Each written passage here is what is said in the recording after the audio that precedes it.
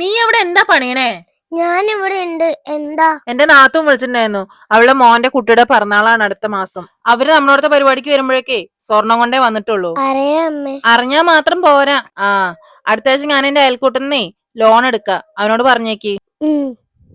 ഓ, നല്ലൊരു ഭക്ഷണം കഴിച്ചിട്ട് എത്ര ദിവസമായി. നാക്കൊക്കെ മരവിച്ചു. നിന്റെ അടുത്തേ പൈസ വല്ല ഇരിപ്പുണ്ടോ?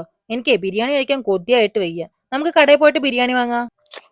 ഇന്നലെ അല്ലേ അമ്മ ചിക്കൻ ഒക്കെ വാങ്ങിച്ചേ? ഓ, ഒരു ചിക്കൻ. പൈസ ഇല്ല അമ്മ എന്റെ. ഓ, എപ്പോ ചോദിച്ചാലും അവളുടെ അടുത്ത് പൈസ ഇല്ല.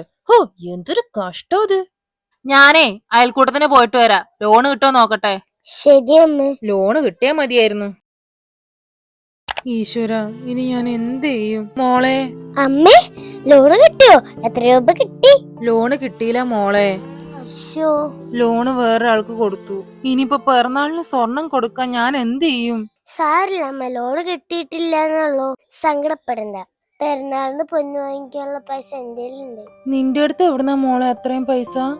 അമ്മ ഓരോരോ അനാവശ്യ കാര്യത്തിന് പൈസ ചോദിക്കുമ്പോഴൊക്കെ ഞാൻ ഇല്ല പറയുന്നത് എന്തിനാന്നറിയോ? ഇങ്ങനെ ഓരോരോ സാഹചര്യങ്ങൾ വരുന്ന എനിക്കറിയാം.